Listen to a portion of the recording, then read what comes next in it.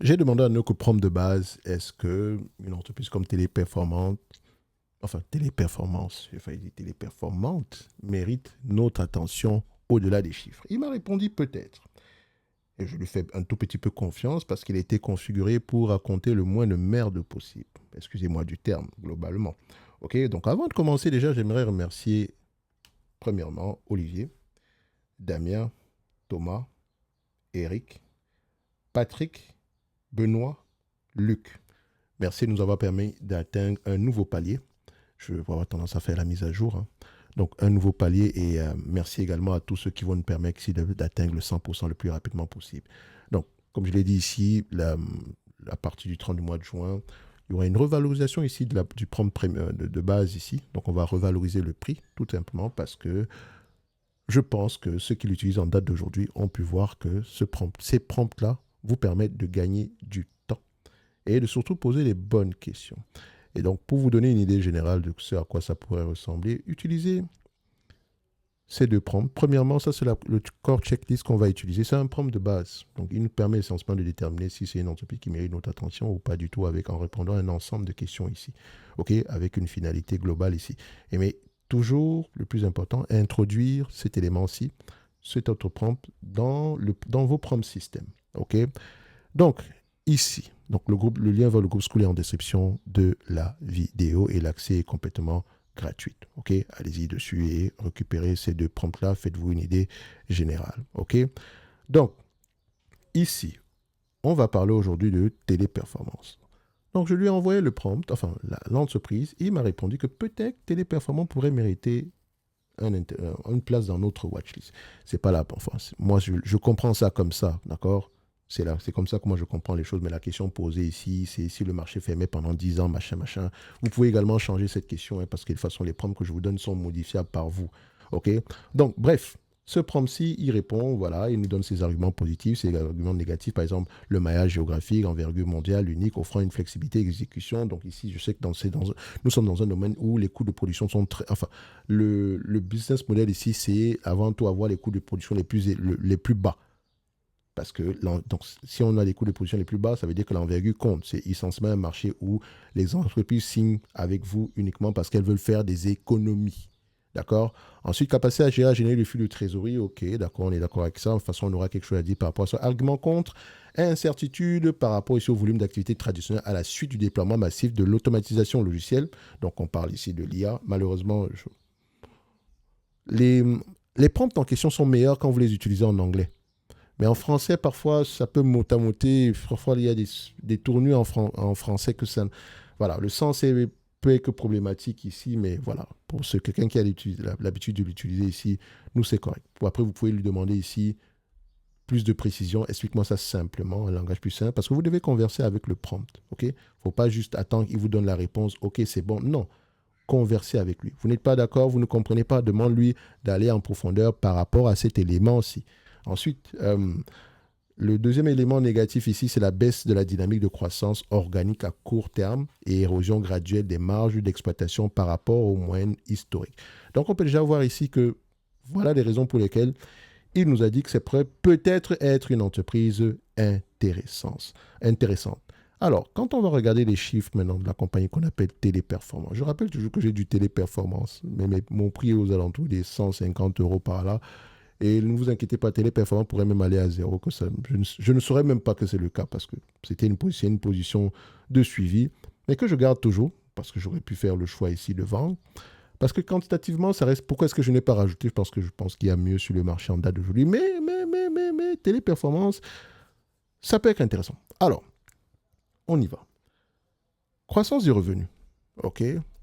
Marge brute ici, parce qu'elle est donnée pour morte. Donc, elle est pricée là comme une entreprise qui va mourir demain matin. Donc, on sous-entend ici que pendant les 4 prochaines années, elle ne serait pas capable de générer le même niveau de bénéfice, de free cash flow actuel. C'est ça que ça veut dire. OK? Donc, Téléperformance a une durée de vie de 4 ans. Moi, je pense que ça sera bien plus élevé que ça. Je ne dis même pas qu'elle va s'en sortir, elle va survivre. Je dis même qu'elle va mourir. Mais elle ne va pas mourir dans 4 ans. Dans plus que 4 ans. Peut-être une dizaine d'années. Ça, c'est mon pari. OK? Pourquoi? X, Y, Z. Enfin, pourquoi? Alors, rappelez-vous, si vous allez regarder Téléperformance, regardez à peu près dans quelle zone géographique elle opère. Maintenant, allez-y, regardez dans la zone géographique où elle opère, vous allez vous rendre compte que, par exemple, aux Philippines, où elle a des bureaux, le BPO, c'est à peu près le secteur d'activité dans lequel PD Performance évolue. Le BPO, c'est l'un des secteurs qui emploie le plus aux Philippines. Ça pèse énormément en matière ici de PIB. Et donc, c'est un secteur, s'il doit mourir, bah, l'État des Philippines va aller très, très mal. Or, on nous dit que l'IA va remplacer les humains, machin truc. Ça sera oui et non. Et je pense même que on s'en va plutôt vers une collaboration. OK? Donc, ici, ce sont des choses que j'ai déjà répétées sur cette chaîne. Hein. Encore une fois, mon but n'est pas de vous convaincre d'aller investir sur une quelconque entreprise. Je vous donne juste ce que moi je pense, sans toutefois nier que l'IA également peut être très négative pour Téléperformance si elle ne prend pas si elle ne s'adapte pas rapidement. Mais le service à la clientèle ne va pas disparaître. Il va s'adapter, comme il a souvent fait dans le passé. Le problème, c'est qu'on ne sait pas à quoi cette adaptation va ressembler demain. Surtout également qu'on quitte d'une compagnie de croissance à une entreprise qui est plutôt mature. Enfin, techniquement, elle était dans un secteur mature, mais elle se comporte comme une compagnie mature / en déclin. Or, je pense que celles qui vont mourir dans cette compagnie, dans ce secteur d'activité, s'il y a des entreprises qui doivent mourir, Téléperformance fera partie des derniers. C'est la plus grosse dans sa spécialité. OK? Ça ne va pas arriver avant 5 ans ou 10 ans même. Pourquoi est-ce que je le pense? Parce que les changements, quand un changement arrive, il n'est jamais aussi rapide. Enfin, il prend du temps à se matérialiser. OK? Il ne change pas les choses brusquement. Parce qu'il y a des entreprises qui sont déjà engagées, qui essayent de voir comment ça se comporte, etc. Et au fur et à mesure, ils vont avoir tendance à réduire peut-être leur contrat avec Téléperformance ou bien demander ici des prix un peu plus bas parce que Téléperformance va également implémenter l'IA. Bref, elle fera tout pour maintenir. Il ne faut pas négliger sa capacité d'adaptation. C'est ça que je dis toujours. Alors, revenons à ce qui nous intéresse ici. Prenons Téléperformance, qu'elle mérite notre attention au-delà des chiffres. L'IA a répondu pour nous. Il nous a dit peut-être. Dans le peut-être, mais ça dépend de toi. De toute façon, même s'il te dit oui ou non, c'est toujours toi qui dois prendre la décision, la dernière décision. Moi, je l'ai mis ici dans ma watchlist. Je l'ai mise dans ma watchlist normalement. Ce n'est pas que je pense que c'est un business extraordinaire. Non, vous connaissez mon avis sur Téléperformance. Mais elle crache du cash. Même si elle crache... Maintenant, vu qu'elle crache du cash, qu'est-ce qu'elle fait avec? C'est la grosse question que l'IA pose. Parce que si on regarde la marge brute de cette compagnie, pour un business qui a en train de mourir, stabilité des revenus, au niveau des marges ici, on a une pression au niveau des marges après avoir atteint plus haut en 2017 ici, mais globalement ici, voilà, on peut se dire que c'est OK si on prend toute la période, etc. C'est un business plutôt stable. Ensuite, marge EBITDA, rappelez-vous, ils ont énormément d'employés, machin truc. Les marges brutes sont même en croissance. Elles sont plutôt stables. Depuis que l'IA doit tuer cette entreprise, ça fait combien d'années que vous entendez ça? Mais les marges EBITDA sont stables. OK. Marge nette ici, est-ce qu'on a le même langage? On va se dire que on a une légère décroissance des marges EBITDA. Et ça peut coïncider peut-être avec l'augmentation de la dette, une pression au niveau ici, l'augmentation ici du coût de la dette, ou bien l'augmentation ici des dépenses au niveau ici des coûts opérationnels. C'est l'un ou l'autre. OK? Parce que vous avez vu que le marge brut est stable, marge EBITDA est plutôt stable. Donc, si on a marge nette stable, un tout petit peu moins élevé, on sait où est-ce qu'on va retrouver le problème. OK? Au niveau des dépenses opérationnelles ou bien au niveau de la dette. OK? Ensuite, on regarde les free cash flow. Excusez-moi. Net income, on les met sur le même graphique. Free cash flow plus élevé. OK. Et une fois que c'est plus élevé, on doit constater c'est quoi la différence. Et vous allez voir que généralement, c'est lié aux intangibles parce que c'est une compagnie qui a fait énormément d'acquisitions dans le passé. Donc, il y a énormément de goodwill de telle sorte que si vous allez prendre cette compagnie, vous regardez le ROIC, il est plutôt stable. Il est même plus élevé que ce chiffre-ci. Donc, je dirais même que même dans ces acquisitions, elle s'est plutôt bien comportée de manière générale. OK? Donc, Téléperformance n'est pas forcément une si mauvaise entreprise. Mais le problème ici, c'est que le free cash flow en question, on en fait quoi? On fait quoi avec? On fait quoi avec?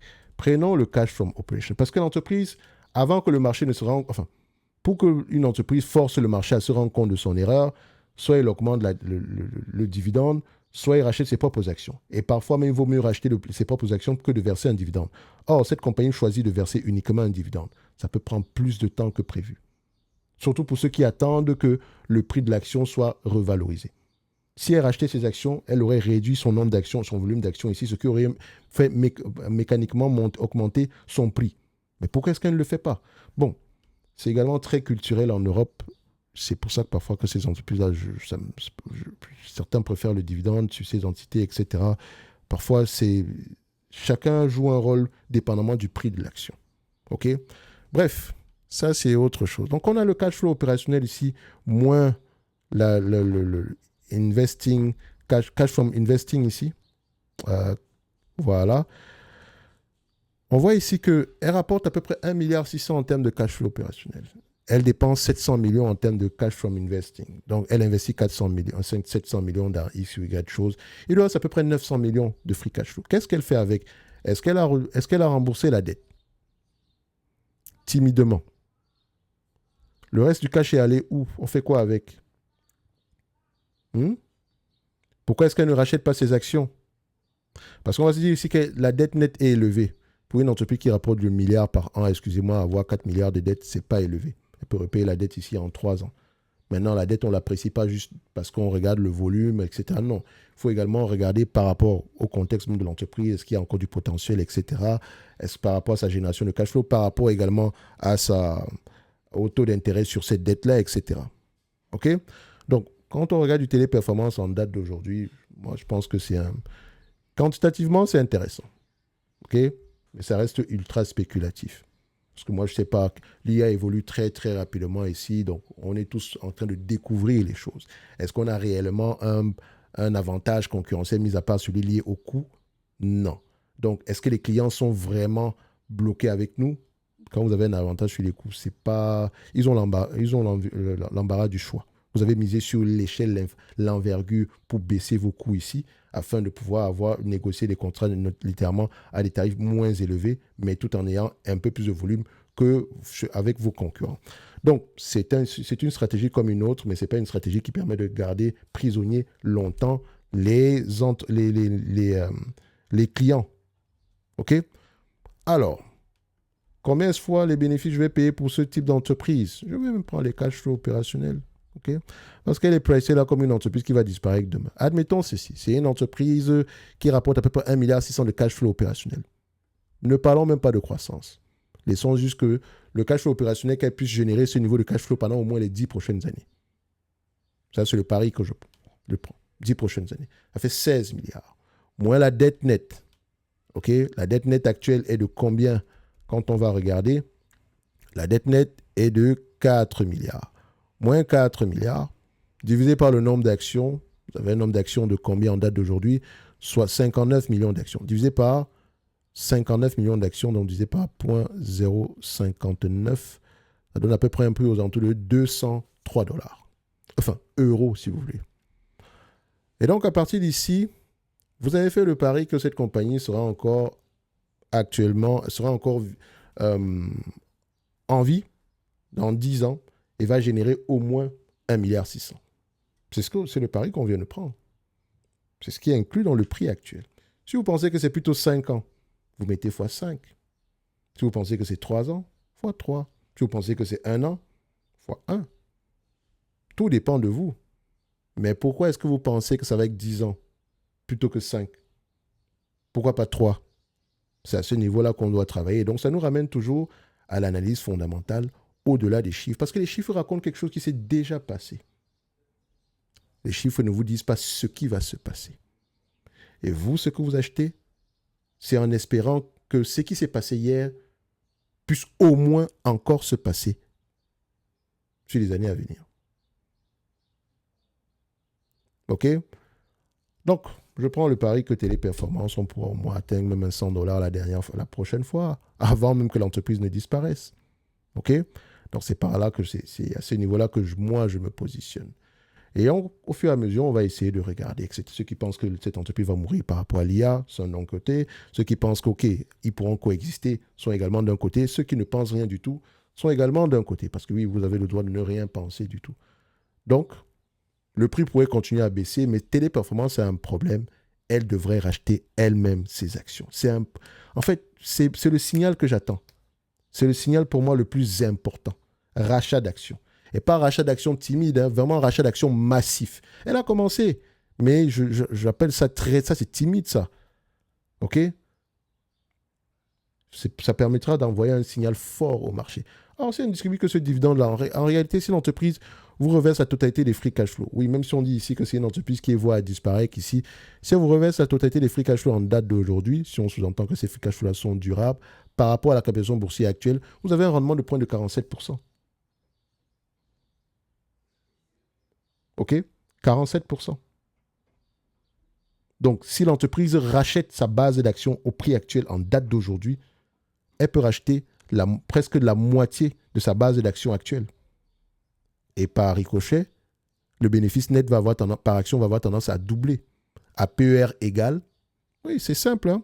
Vous payez une entreprise à 3 milliards aujourd'hui, on vous dit que le forward P est de 4. Ça fait à peu près 750 millions de free cash flow, c'est sur ça que ça se base, n'est-ce pas? Le bénéfice net plutôt, parce que c'est PER. Disons 750 millions. OK. Admettons que vous rachetez la base, vous rachetez à peu près votre base d'actions. OK, donc c'est une entreprise qui génère 700 millions, etc. Il y avait à peu près, disons, 100 actions. Ça fait à peu près $100, $7,50 par action, n'est-ce pas? Maintenant, admettons qu'il reste 50 actions parce qu'on a racheté la moitié. Ça donne maintenant par action $15. Multiplié par 4 fois les bénéfices. Donc, multiplié par un PER de 4, au lieu d'avoir du 51, enfin, pas du 51. Donc, techniquement, si le prix s'échange à 4 fois les bénéfices, vous avez au moins 60 euros. Parce qu'on a racheté la moitié des actions. Et on est quand même PER de 4, hein, qui est encore aberrant. Juste ça. Juste ça. Rachat d'actions. Donc, elle a la capacité de le faire. Pourquoi elle ne le fait pas? Maintenant, s'il y a une réévaluation du PER ici, parce que cette compagnie, ça veut dire ici que si elle vous rembourse la totalité des bénéfices nets en dividendes ici, vous allez recevoir près de 47%. En 2 ans, vous avez presque récupéré vos sommes de départ. En 2 ans. Donc, si vous lui prêtez de l'argent et qu'elle vous verse tous les free cash flow, vous récupérez votre argent en 2 ans. Maintenant, le marché, lui, sous-entend que cette compagnie ne pourra pas le faire sur les 2 prochaines années. Donc, elle ne pourra pas générer ce niveau de free cash flow-là. Donc, est-ce que vous prenez l'autre pari, l'autre bout du pari ici? C'est à vous de voir. OK? C'est à ce niveau-là que chacun doit appliquer son propre raisonnement, son propre jugement. Moi, je ne pense pas que ce soit fou d'avoir un truc comme ça en termes de spéculation. Elle continue à générer du chiffre. Vous connaissez où est le problème. Peut-être qu'ils vont se réveiller au niveau du management ici. Mais qu'est-ce qu'ils font? Je pense même que celui qui décide de acheter cette compagnie en date d'aujourd'hui récupère son dividende, réinvestit dans d'autres entités. S'ils continuent à augmenter, ils ont les moyens de le faire ici, tant mieux pour nous. Mais il y a clairement ici une grosse question à poser par rapport à pourquoi est-ce que le management ici, comment est-ce que le management alloue son capital en date d'aujourd'hui. Donc, ceci n'est que mon avis, hein, et non un conseil d'investissement. Comme d'habitude, je me réserve clairement et royalement le droit de me tromper. Le but ici aujourd'hui, c'était de déterminer si cette compagnie mérite un intéressement, si on mérite de s'y intéresser. Et j'ai pris 10 fois les bénéfices. Si j'avais pris, par exemple, pour le 1,6 milliard qu'elle doit générer, si j'avais pris 15 fois les bénéfices, par exemple, 15 fois les bénéfices, ça nous aurait donné 24. Moi, à peu près, la dette nette ici, qu'elle a en date d'aujourd'hui, je vais même loin. Moi, la dette nette qu'elle a en date d'aujourd'hui, qui est à peu près de 4 milliards par là, exagérons, moins 4, ça fait 20. Divisé par le nombre d'actions, 0.0, on avait quoi, 5 ans, combien d'actions encore? Dilute ici, divisé par à peu près 59 millions d'actions, 0,59, 339 euros. OK? Mais ça va dépendre entièrement de la compagnie. Parce que du business en lui-même, moi, je me suis dit, on est encore en plein changement. Téléperformance vendait une histoire différente par rapport à l'histoire qu'elle vend en date d'aujourd'hui. Donc, vous avez toutes les informations nécessaires à vous de déterminer si le risque en vaut la peine, selon vous. Et s'il en vaut la peine, En termes de pondération dans le portefeuille, combien est-ce que vous êtes prêt à mettre pour ce type d'activité? Moi, je me suis limité. Je n'irai jamais plus loin que 1%. OK? Pour cette entreprise. Mais ça, c'est mon avis. Donc, on se donne rendez-vous sur les prochaines vidéos. Un like, un abonnement, un commentaire, ça fait toujours plaisir. Mais permettez-nous également, les amis, de pouvoir accélérer dans ce projet-là. Permettez-nous de gagner du temps. Merci à tous ceux qui vont nous rejoindre et ainsi qu'à ceux qui nous ont déjà rejoints jusqu'à aujourd'hui. N'oubliez pas la date du 30 du mois de juin. Je vais avoir tendance à modifier le prix ici, même si c'était fixé pour le 26 du mois de juin. Mais vu que je vous ai donné un prompt pour que vous puissiez vous faire un avis ici global, et je vous ai dit c'est un prompt voilà, basique, littéralement. Ceux qui ont la bibliothèque premium, vous savez que c'est complètement différent de la bibliothèque de base ici. Et la bibliothèque de base permet déjà de faire de bonnes choses. Donc la différence entre les deux ici, c'est que dans la bibliothèque premium, vous ne posez pas les questions. Vous ne décidez pas de poser telle ou telle question. Non, vous posez toutes les questions. Donc de la première à la dernière. Dans la bibliothèque de base, vous choisissez quelles questions vous devez poser. OK? Et il y a également certains éléments qui vont être, voilà, c'est un peu plus light que la bibliothèque premium, on va le dire comme ça. Pas light en termes de volume, mais light en termes de restriction. OK? Mais ça permet de donner déjà une information intéressante. Et c'est pour ça que je vous dis, mettez tous la restriction au niveau ici des instructions. Quand vous allez voir juste ça, ça augmente la probabilité de bonne réponse. Et le but avec le LLM, c'est d'avoir le maximum d'avoir les réponses factuelles sur lesquelles on pourrait s'appuyer pour émettre un jugement sur une compagnie. Parce que le LLM est entraîné pour nous raconter pour nous raconter voilà, comment on dit ça? Pour nous raconter des éléments qui pourraient se rapprocher de la réalité. On va le dire comme ça. C'est comme ça. Donc, lui, il va sur Internet, prend les réponses et il vous donne ça dans un sens qui va qui répond à la question que vous avez posée. Enfin. Donc, nous, on veut vérifier les choses. C'est important pour nous, la véracité des informations. Et donc, si on veut avoir les informations les plus véridiques, si on veut avoir l'information la plus véridique possible, il faut calibrer il faut avoir tendance à émettre des restrictions au niveau de l'IA. Donc, prenez ce prompt, utilisez-le avant et sans le prompt, sur la même entreprise. Vous allez voir. Donc, vous prenez ça, vous posez une question, OK, avant d'émettre celui-ci comme instruction, et vous regardez la différence. OK? Laissez-moi savoir en commentaire, parce qu'il y en a certains qui ont déjà répondu, ils vous ont dit ici que c'est intéressant, etc. Le prompt change tout. Mais comme d'habitude, hein, faites vous-même vos propres expériences. Vous avez ici, c'est gratuit, le groupe School, donc jouez avec. Donc n'oubliez pas la date du 30 du mois de juin ici pour ceux qui veulent nous rejoindre au tarif actuel. Pour les autres ici, c'est pas grave. Le tarif sera toujours de manière générale abordable, mais enfin moins intéressant qu'en date d'aujourd'hui pour la bibliothèque de base. Alors, on se donne rendez-vous sur les prochaines vidéos. Merci, au revoir.